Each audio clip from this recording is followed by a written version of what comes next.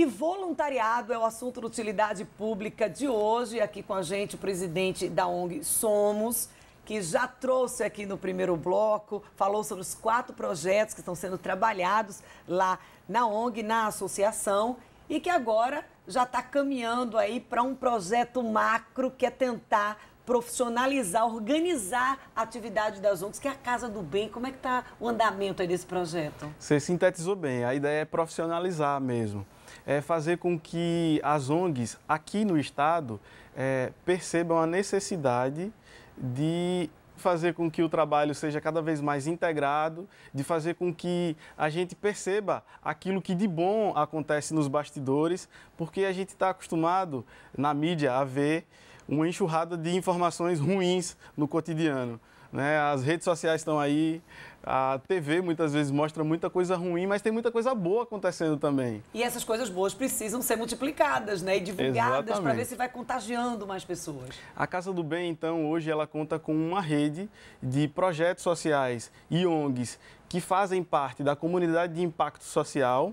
E aí essa comunidade tem criado um programa para capacitar o voluntário, fazendo-o entender o quanto que ele pode, enquanto protagonista social, fazer a coisa acontecer de forma muito mais impactante, muito maior. Por exemplo? Aferir, por exemplo, os indicadores de impacto do projeto em determinado alvo, em determinado público, em determinada causa, né? As pessoas fazem de forma muito amadora. Então, se você consegue quantificar quem você tem atingido, como você tem atingido, de que forma, de fato, você está solucionando o problema, isso é muito importante.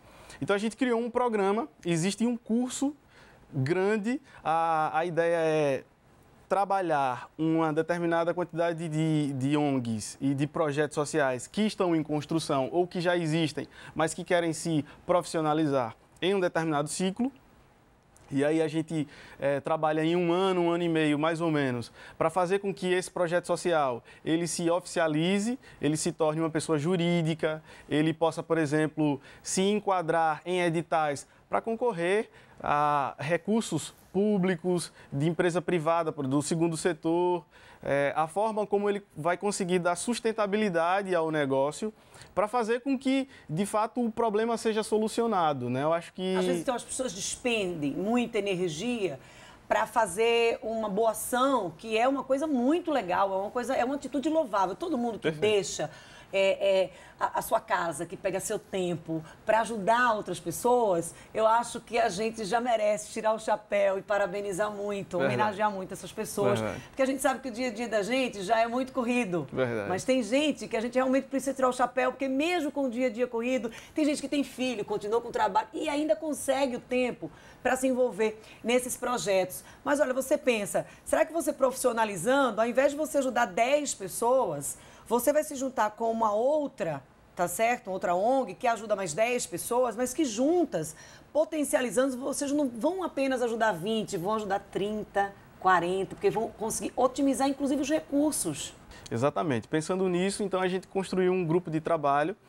O processo de construção da Casa do Bem está nessa fase de planejar, de entender quais são os pontos críticos, quais são os paradigmas que a gente vai ter que enfrentar. E a principal construção é a cultura de revolução silenciosa, que é o que a gente tem promovido. É importante frisar que a Casa do Bem, ela percebe o Porto Social, que é uma outra proposta que existe em Recife, bem parecida com a Casa do Bem. Então a gente copiou a ideia do Fábio Silva, que está lá. Hoje ele é um dos ícones do terceiro setor no Brasil. Recentemente esteve com o Papa, justamente pela evidência que ele tem tido no terceiro setor aqui no Brasil. Em Recife eles construíram uma ideia muito boa. É o Porto Social, que é uma incubadora de ONGs. Eles fazem lá exatamente o mesmo processo. Eles juntaram determinadas ONGs ou projetos sociais que já existiam em Recife, criaram um programa chamado Transforma Recife, fazendo com que a própria comunidade, a própria sociedade repense seus paradigmas, aquilo que existe de mazela social ali no bairro, ali naquela localidade, e consiga junto, num diálogo com o primeiro e com o segundo setor, fazer com que o terceiro setor se torne firme, se torne sólido, se torne, de fato, impactante, consiga solucionar problemas efetivamente. E assim, claro que para tudo isso você precisa ter uma mão de obra, como a gente vem citando, e essa mão de obra precisa ser planejada. Porque às vezes você não pode, por exemplo, organizar uma agenda da Somos ou da Casa do Bem se você não tiver o comprometimento das pessoas. Então, assim, não adianta você vai uma vez, mas não vai outra vez. Existe um processo de efetivação do voluntário, né? A gente sabe que existe uma lei do voluntariado no Brasil, muita gente desconhece, mas é necessário então que o voluntário ele siga determinadas etapas até que de fato ele seja juridicamente reconhecido como voluntário, né? Vinculado a determinada ONG, determinado projeto social registrado, oficializado, né? de personalidade jurídica. Então, essa questão justamente burocrática, financeira, administrativa, que muita gente não tem acesso, que o terceiro setor desconhece, que a Casa do Bem também vai procurar fazer. Mas vale frisar, Dania, que a principal construção, o propósito da Casa do Bem é criar uma cultura da coletividade, da colaboração, de fazer com que o indivíduo, o cidadão, entenda que ele tem muito potencial, que ele consegue, junto com outros indivíduos, fazer com que a coisa aconteça, né? Diante de tantas crises que a gente tem vivido, fazer com que você próprio consiga construir com outras pessoas as soluções que a gente tanto almeja. E como é que está esse processo de convocação para que as ONGs elas entrem em contato com vocês para poder fortalecer essa corrente que é a Casa do Bem?